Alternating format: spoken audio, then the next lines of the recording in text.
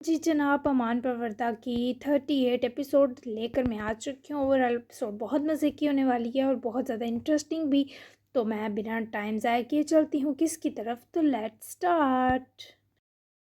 दारिया शाम में वापस शाह हवेली तो आ गई, लेकिन इस पर यह इंकशाफ हुआ कि वो अपना चैन और सुकून तो सच में गंवा बैठी है। माहिर शाह हवेली में नहीं था, तो बस ये सोचकर उसकी रात सदियों जैसी तवील हो रही थी। वो कभी किसी पर इन्हिसार करने की आदी न हुई थी, लेकिन ये चंद दिन उसके सारे भरम तोड़ रहे थे।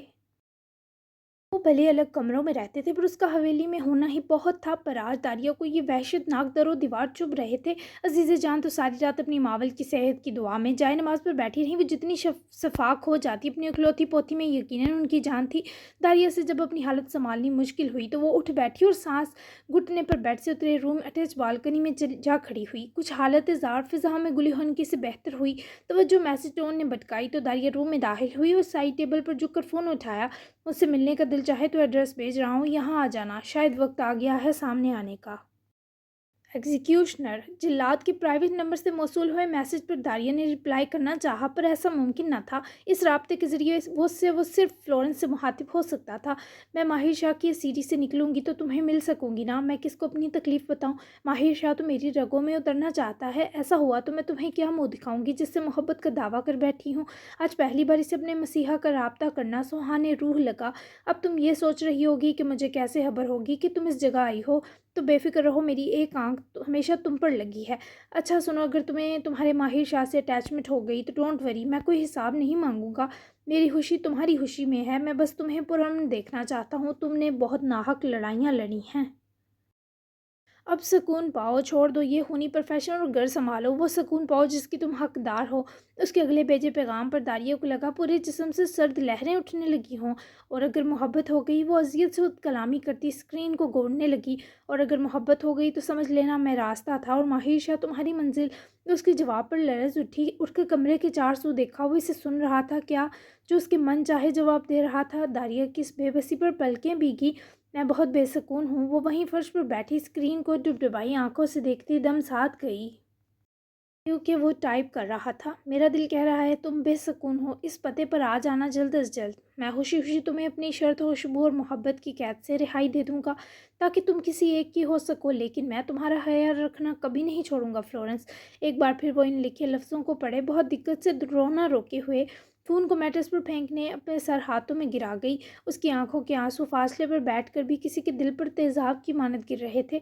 दारिया ने लंबा सा सांस घसीटते गिरा सर उठाया तो ख्याल वाले जुमले पर दारान की उसके हाथों को हरारत देते लम्हे की याद आई। वो मुस्कुराई तो बहुत दर्द में लगी। ऐसा क्यों लग रहा है कि तुम माहिर शाह ही हो? तुम दोनों का लहजा एक जैसा है। तुम दोनों से आती वाइब्स भी एक जैसी हैं, और तो और कद भी एक सा, छूने का तरीका भी। मैं पागल हो गई हूँ क्या? इस वक्त से माहिर शाह ही हर जगह दिखाई और सुनाई दे रहा था। मसीहाई की तो कोई वैल्यू ही ना रही। मुझे माहिर शाह से मोहब्बत हो गई है क्या? वाह दारिया, तुम्हारे लिए तो तालियां बजनी चाहिए। खुद से नफरत महसूस करती वो खुद पर चंद आंसू बहाने की आज शदीद तलबगार थी। जबकि दारिया की आंख लगते ही वो उसके कमरे में दाखिल हुआ। दर हकीकत उसकी अपनी रात गुजरनी मुहाल थी। कुछ फासले पर रुककर अंधेरे में डूबा वो बस दारिया को देख रहा था। दिल को या तड़पना चाहिए या धड़कना फ्लोरेंस, और मैं तुम्हारी मज़ीद किसी तड़प के हक़ में नहीं हूँ। ये खेल मैंने सच्चाई तक पहुँचने के लिए खेला था, और अब मुझे तुम्हारी आजमाइश हरगिज़ नहीं लेनी। उसके पास आया, झुककर उसके गाल पर अब तक फैली नमी उंगलियों की पोरों से साफ़ की, और जैसे आया वैसे ही कमरे से गया। मगर उसके वहम गुमान में भी न था कि आजमाइश लेने वालों को भी आजमाइश से इसी शिद्दत से गुजरना पड़ता है। सारी रात याद मामू की गोद में सर रखे लेटा रहा, और फजर की अजान के बाद खुद ही उठकर एक नज़र सोए हमीन पर डाली और थका सा मुस्कुरा कर उठे। कल के भयानक दिन की तकलीफ से निकला। वो सोच चुका था इसे तलाफ़ी के लिए अब क्या करना है। हमीन की आँख खुली तो 8 बज रहे थे, लेकिन तब तक याद घर से जा चुका था। एक चिट लिखकर छोड़ गया था, जबकि हमीन के लिए मज़ेदार देसी नाश्ता भी मौसूफ बना कर गए। मम्मी होती वो भी शायद इतना ना कर पाती जितना आपने किया मामू। मुझे क्या हुआ था अभी खुद भी नहीं जानता। आपने मेरी वजह से रात डिनर नहीं किया, तो मेरी तरफ से ये नाश्ता, आपकी अय्याशी और प्यारा सा थैंक यू भी। मैं कॉलेज जा रहा हूँ, रात को मिलूँगा। حیات کے لکھے الفاظ پڑھے۔ امین ہنس پڑا، لیکن پھر وہ ہنسی بجھ گئی، یہ سوچ کر کہ حیات کے ساتھ ایسا کیا ہوا۔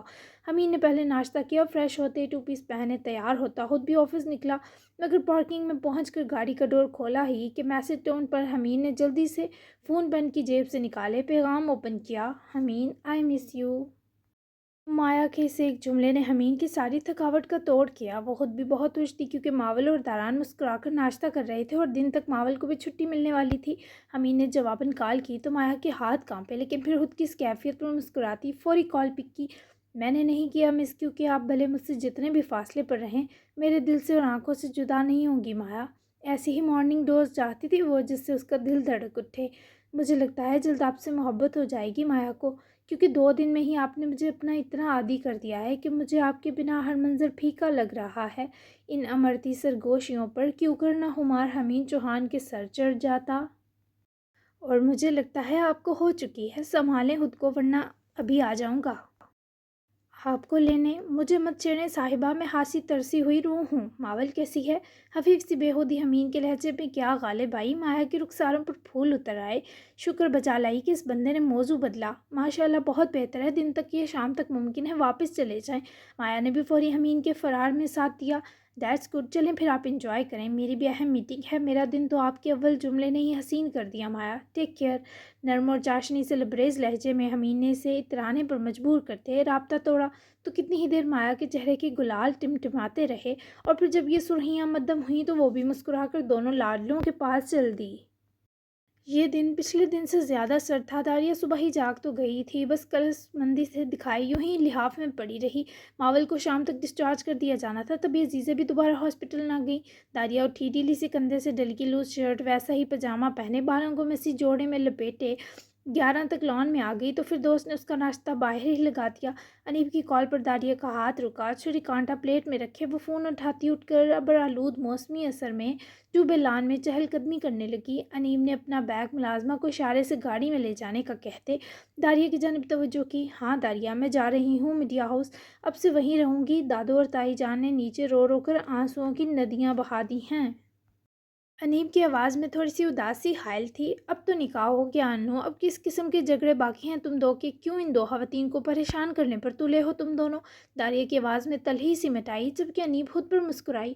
مجھ سے دادو کے آنسو برداشت نہیں ہوتے داریہ، دونوں بیٹوں کا غم سہنے کے باوجود وہ حوصلہ مند ہے، لیکن آئی نو عاقب کمزوری ہے ان کی۔ رہی بات جھگڑوں کی تو شاید ہم ہمیشہ یوں ہی رہیں گے۔ تم جانتی ہو اس نے کیا کہا تھا، یہ نکاح وہ صرف مجھے لگام ڈالنے کے لیے کر رہا ہے، بابا آ گئے تو چھوڑ دے گا مجھے۔ نہ چاہتے ہوئے بھی انیب کی آواز عاقب کی خود اذیتی سوچ کر کھاری ہوئی تو داریہ کو لگا اس کا دل بھی کسی طاقت نے مٹھی میں جکڑ لیا ہو۔ ایسا نہیں کرے گا وہ، میں تو اس کا بس لایعنی خواب ہوں، لیکن تم مقدم خواہش ہو۔ خواب تو ٹوٹ ہی جاتے ہیں انو، لیکن خواہشوں کو ضرور پورا ہونا چاہیے، دل چھوٹا مت کرو۔ داریہ کی ٹوٹی پھوٹی ڈھارس پر انیب فوراً سنبھل گئی۔ جانتی تھی داریہ کے پاس جتنی ہمت ہوتی ہے ویسی ہی وہ تسلی دے سکتی ہے۔ بالکل، میں بہت مس کر رہی ہوں تمہیں، ملنے کا پلان بناؤ یار۔ اور ہاں یہ بتاؤ داران شاہ کے ساتھ تم سیٹل ہوئی یا نہیں؟ انیب کے سوال پر داریہ نے ارد گرد پھیلی خوبصورتی کو یکدم ہی سوگواریت سے لبریز محسوس کیا۔ ہم مل کر کریں گے اس پر بات، ابھی کچھ طبیعت ٹھیک نہیں ہے۔ اچھا جاتے ہوئے لالا سے مل لینا اور ماموں کو جو ہوا بتا دینا۔ مجھے نہیں لگتا کہ لالا بتا پائے ہوں گے، باقی ماول اب ٹھیک ہے، تم فکر مند نہ ہونا۔ داریہ ابھی خود تک سے اکتائی ہوئی تھی، تبھی انیب نے بھی مزید اصرار نہ کیا۔ چلو ٹھیک ہے، میں جاتے ہوئے ہو کر جاؤں گی، اپنا خیال رکھنا میری جان، انیب نے پیار سے کہتے رابطہ توڑا اور کمرے سے نکلی، جبکہ داریہ کی بھوک جو تھی وہ بھی مر گئی۔ تبھی ادھورے ناشتے کے برتن سمیٹ کر خود ہی ٹرے اٹھائے اندر چلی گئی۔ کچن میں انٹر ہی ہوئی کہ عامر نے فوراً سے گھبرا کر داریہ کے ہاتھوں سے ٹرے لے کر تھامی۔ مجھے کہہ دیتی آپ زحمت کیوں کی؟ اور شرمندہ ہوا تو داریہ پھیکا سا مسکرائی، اس میں زحمت کی کوئی بات نہیں ہے، نرمی سے کہے وہ کچن سے چلی گئی، جبکہ عامر خوش دلی سے برتن سمیٹنے لگا۔ انیب نیچے لاؤنج میں آئی تو دادو کے آنسو پھر سے جناب بنے ہوئے اسے روح تک دکھی کر گئے۔ اب ان کو انیب کے جانے کا غم کھا رہا تھا، اور شاید انیب اور عاقب کے اختلافات کا بھی۔ اف میری سینٹی دادو اب کیوں رو رہی ہیں؟ قریب آتی وہ کاؤچ پر ان کے ساتھ بیٹھنے ہی ان کے سینے سے لپٹی، مگر ان کے آنسو تھے کہ رکنے پر نہ آئے، الٹا سمن کی آنکھیں بھی اس یاسیت خیز ماحول سے لال ہوئے جا رہی تھیں۔ میں تم دو کی خوشیوں کے لیے ترس ترس کر مر جاؤں گی انو۔ اگر نکاح ہو ہی گیا ہے تو تم دونوں انسانوں کی طرح صلح نہیں کر سکتے کیا؟ انو، اتنا بڑا پیلس ہونے کے باوجود تو آفس میں رہے گی، یہ مجھ سے دیکھا نہیں جائے گا پتر۔ وہ حزن میں ڈوبی آنکھیں ملاتے ہی سسک پڑیں، جبکہ انیب اب انہیں کیا ہی کہہ کر بہلائے، سمجھ سے باہر تھا۔ میرا آفس اس پیلس سے کم تھوڑی ہے دادو، آپ عاقب کے ساتھ رہیں، میں ناراض تھوڑا ہو رہی ہوں۔ اور جب وہ ہوش آپ جایا کرے گا یا آؤٹ آف کنٹری یا سٹی تو میں آپ کے پاس آ جایا کروں گی۔ آپ تو انو کے فیصلوں کو سمجھتی ہیں تو مجھے مزید افسردہ نہ کریں۔ جانے بے بسی کا کیسا مقام تھا کہ یہ سب واضح کرتے وہ آنکھیں پرنم کر چکی تھی۔ مجھے ایسے سکون نہیں آئے گا انو، تو ہی جھک جا۔ دادو جان مانگتی تو ایک بار بھی نہ سوچتی اور ہتھیلی پر در دیتی، لیکن یہ نیب کے بس کا روگ نہ تھا۔ سمنتا ہی جھکی تھی، آپ نے حشر نہیں دیکھا ان کا، ایسا کوئی دن نہیں گزرا جب ہم نے ان کی آنکھوں میں تکلیف نہ دیکھی ہو۔ ساری زندگی ان کی عزت نفس کو مجروح کرواتے گزری۔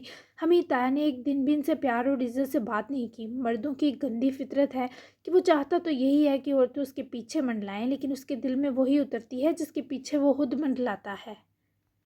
سمن تائی جان نے نہ اپنی قدر خود جانی، نہ اس شفاق شخص کو کروائی۔ کیا آپ چاہتی ہیں وقت پھر سے دہرایا جائے؟ مجھے دوسری سمن دیکھنا چاہتی ہیں؟ نہیں نا، تو مجھے اس نکاح کے نام پر جکڑنے کی کوشش نہ کریں، اور یہ امید تو قطعاً نہ رکھیے گا کہ میں عاقب کے پیچھے منڈلانے والی بنوں گی۔ مجھے اس کی نظروں میں نہیں رہنا، میرا حق اس کے دل میں قیام ہے، ورنہ میں گھٹ کر مر جاؤں گی اور کسی کو خبر بھی نہیں ہوگی۔ آپ دونوں ایک دوسرے کے پاس میری امانت ہے، چلتی ہوں۔ وہ یہ سب کہہ کر دل دکھانا نہیں چاہتی تھی، لیکن سمن کے پھوٹ پھوٹ کر رو پڑنے پر گھبرا کر اٹھی اور ان کو اپنے گلے لگایا۔ یہ منظر ماریہ صاحبہ کو بھی اب دیدہ کر گیا۔ انیب کا حرف حرف دل دردناک حقیقت پر مبنی داستان تھی، تو کیوں کرنا دل پھٹتے۔ اب یہ آنسو ختم کر دیں تائی جان، اب آپ آزاد ہیں۔ رجال کی خبر رکھا کریں، وہ کہاں غائب ہے، جاننا آپ کی ذمہ داری ہے۔ جلدی ملیں گے، پلیز ایک دوسرے کا خیال رکھیے گا۔ مزید رکتی تو شاید رو پڑتی، تبھی آنکھیں چرائے یہ برہم قائم رکھے ہی پیلس کی انٹرنس کی طرف چلی گئی، جبکہ سمن نے اماں جان کے پاس بیٹھتے ہی اپنا سر ان کے سینے پر ٹکا دیا۔ یہاں انیب کی گاڑی پیلس سے نکلی، وہیں عاقب موہان کی گاڑی مین گیٹ سے انٹر ہوئی۔ دونوں نے ایک دوسرے کو کراس کرتے ہنسی نظروں سے گورا جو جسم میں گردش کرتے لہو تک تپش جگا گئیں، لیکن یہ وقتی لمحہ تھا، دونوں کے دلوں کو لگا جیسے پتہ نہیں کیا غضب ہو گیا۔ ایک آ رہا تھا اور ایک جا رہا تھا۔ جو دل محبت اور لگن میں پڑ جاتے ہیں ان کو تو آہٹیں بھی ڈرانے لگتی ہیں۔ عاقب گاڑی کھڑی کرتا چابی کچھ فاصلے پر کھڑے آدمی کی جانب پھینکتا، لمبے لمبے قدم اٹھاتا پیلس کی اندرونی طرف بڑھا۔ اندر چلتا ایموشنل سین جاری تھا، مگر عاقب کو دیکھتے ہی سمن اور ماریہ صاحبہ اپنی اپنی نشست سے یوں اٹھ کھڑی ہوئیں جیسے کمزور و ناتواں دل کسی من پسند خیال پر دڑک اٹھتا ہے۔ عاقب ماریہ صاحبہ کے لب بھڑبڑائے اور باہیں اس لاڈلے کی طرف پھیلائے، ضبط ٹوٹنے پر دفتن رو دیں، مگر عاقب نے قریب جاتے ان کے پھیلے بازو ایک سرد نظر سے دیکھے اور تمام غصہ، بیگانگی اور صفاقی کا خاتمہ کیے ان کے سینے لگا، کیونکہ اس کا اپنا گزارا نہ تھا ان شفیق بازوؤں کے بنا۔ نانوں کو وہ اتنی تکلیف کیسے دیکھے، یہ سوچ کر خود کو ملامت کی جو پر رنجیدگی میں گری تھیں۔ مجھے معاف کر دو نانی کی جان، میں نے وہ سب غصے میں کیا۔ مجھے اپنی تربیت پر بھی بھروسہ ہے اور اپنی بیٹی کے خون پر بھی۔ میں نہیں جانتی کسی جاسم کو۔ دوبارہ نانی سے مت روٹنا۔ اس کے چہرے کو جا بجا چومتے ہی وہ معافی کی طلبگار ہوئے۔ اس کا موہنا چہرہ آج سے تکتی، بولی، نہ کیا ہوتا تو واپس نہ آتا، روئیں مت، آپ میں جان بستی ہے حاکم موہان کی۔ ان کے بے لگام آنسو پونجے وہ ان کو اپنے مضبوط بازو کے حالے میں لیتے گل و گیر ہوتے بولا، ساتھ ہی نظر ترچھی کیے اس نے سمن ممانی سے بھی شفقت و محبت بری نظریں وصولتے تائید میں سر ہلایا۔ میں ناشتہ لگواتی ہوں، یقیناً تم نے میرے ہاتھ کے پراٹھے بہت مس کیے ہوں گے، بیٹھو نانی جان کے پاس۔ سمن بھی بیکا سا مسکرا کر دونوں کو تکتی باورچی خانے کی جانب بڑھیں، جبکہ ماریہ صاحبہ کی پلکیں ہنوز گیلی دیکھ کر وہ دکھی ہوتا پھر سے ان کو اپنے سینے لگا گیا۔ اسے واقعی ایسا ہی لگا جیسے وہ نہ آتا تو نانی جان کا قاتل بن جاتا، لیکن دھیان کی دوڑیں تو اب بھی اس جا چکی فسادن کے گرد الجھی تھیں۔ یہ در و دیوار اسے اس کی غیر موجودگی کے سبب بہت پھیکے اور بد ذائقہ محسوس ہو رہے تھے۔ جبکہ انیب سیدھی حمین کے آفس پہنچی، سب کچھ انیب سے جاننے کے بعد اس کو لگتا صدمہ فطری تھا کہ کتنے ہی لمحے وہ کچھ بول نہ پایا۔ ہیں کہاں وہ گر ہیں؟ انیب نے ماموں کے غیظ و غضب سے ڈرتے موضوع بدلا، پر وہ انیب پر بھی ویسا ہی ناراض تھا۔ कॉलेज गया है अन्नू, इतना सब हो गया। वो तो चलो अक्लमंद से पैदाइशी महरूम है, उसके जज्बात तो जंग खा ही गया है। पर तुम्हें किस कीड़े ने काटा था? दिल तो चाह रहा है दो थप्पड़ तुम्हें भी लगाऊं और सयाद को बालों से पकड़कर झुलाऊं। मासूम बच्ची, उसको कुछ हो जाता तो क्या करते हम? उम्र भर हथेलियों को मलते गुजर जाती, लेकिन कफारा अदा ना होता। हमीन की बात करते आवाज़ डूबी, जबकि अन्नी भी शर्मिंदगी से आंखें झुका गई। मामू, मुझे तो पता ही नहीं था कि मावल इतना प्यार करती हो कि लाला से। ना ऐसा लाला ने कहा, बस यही बोले कि किसी की फीलिंग्स जानना चाहता हूँ। मुझे पता होता तो मैं ऐसा जुल्म क्यों करती। लेकिन ये सच है मामू कि वो लड़की लाला से बहुत टूट कर प्यार करती है। अनीबुत घबरा कर बोल उठी, जबकि जो हालत हमीन ने हयात की देखी थी, इससे यह भी साबित था कि ये मोहब्बत एक तरफा तो हरगिज़ नहीं। और हयात भी बहुत प्यार करता है। बहुत बुरी हालत थी कल उसकी। हमीन के रोंगटे खड़े हुए। कभी ख्वाब में भी वो अपने बच्चों की आंखें नम नहीं देखना चाहता था। मामू कुछ करें यार, वो तबरेज़ अंकल तो आपके बड़ी भी है ना, मिलवा दे दोनों को, मुझे भी सुकून मिलेगा। अनीब का बस ना चढ़ रहा था, दोनों को इसी लम्हे एक दूसरे का कर देती। लेकिन हमीन ऐसा गोरा कि अनीब मुँह बनाकर रह गई। गुस्सा आ रहा है मुझे तुम दो पर, मैं कुछ सोचता हूँ, तुम जाओ वरना हयात के हिस्से का भी पिट जाओगी अन्नू। इस कदर रंजीदा सूरत हाल में हमीन के उत्साह हफ़्की भरे जुमले अनीब को हंसा गए, पर वो हंसी बहुत उजड़ी हुई थी क्योंकि वो आज खुद भी बहुत बिखरी हुई थी।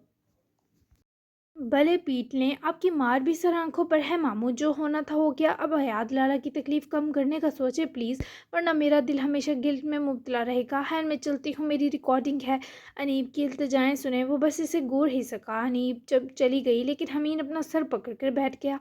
दिन डला और शाह हवेली के इमारती सुतून मलगीजीपन में डूबते अलग ही सोगवारियत का समा बांधने लगे। मावल लोग हॉस्पिटल से हवेली के लिए रवाना हो चुके थे, जबकि दारिया भी कहीं जाने को अपनी रानाइयों समेत जलवे बिखेरे तैयार थी। आर्या पार होने वाले इस खास दिन सजना संवरना ज़रूरी था। आईने में अपने अक्स पर तो सिफी निगाह डाले, दारिया ने बालों को खुला ही छोड़ दिया।